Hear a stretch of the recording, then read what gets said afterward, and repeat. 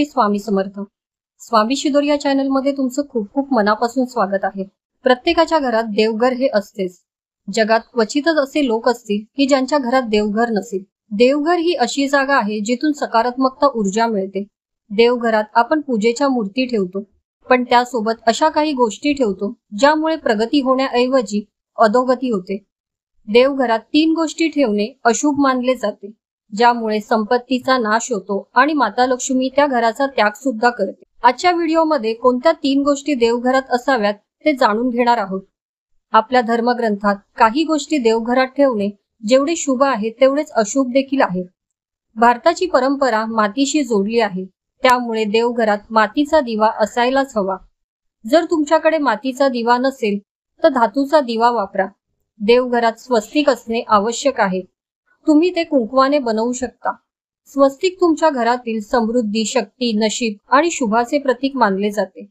हेच मुख्य कारण आहे कोणतेही शुभ कार्य करण्यापूर्वी स्वस्तिक चिन्ह काढले जाते। भगवान श्रीकृष्ण सांगतात, कलश हे आनंद आणि समृद्धीचे प्रतीक आहे।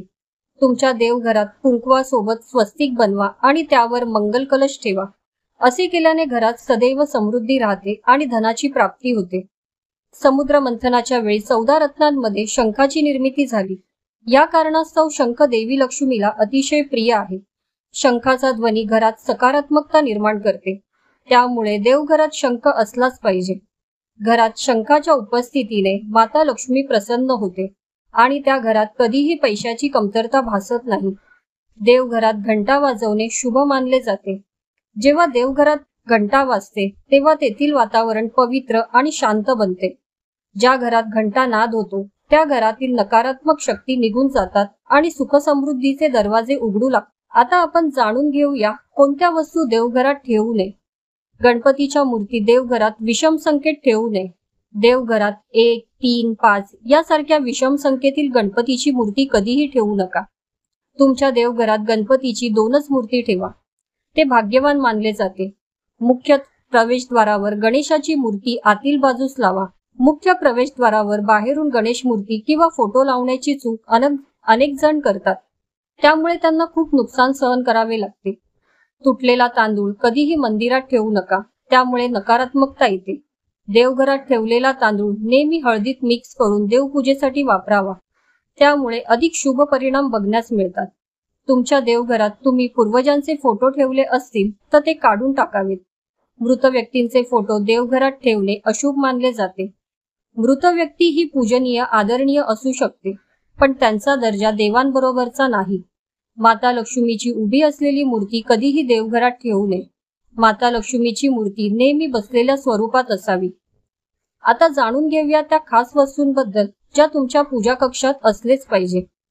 जिथे या वस्तूंची पूजा केली जाते तिथे माता लक्ष्मी संपत्तीचा वर्षाव करते। अशा घरातील क्लेश कायमचे दूर होतात। आपल्या धर्मग्रंथात गंगाजल अत्यंत पवित्र मानले गेले आहे, त्यामुळे देवघरात गंगाजल अवश्य ठेवावे। शास्त्रानुसार कलश परिपूर्णतेचे प्रतीक मानले जाते।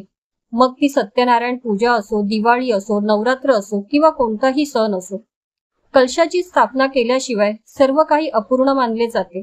कलशाचा उपयोग हा देवांना आवाहन करण्यासाठी केला जातो।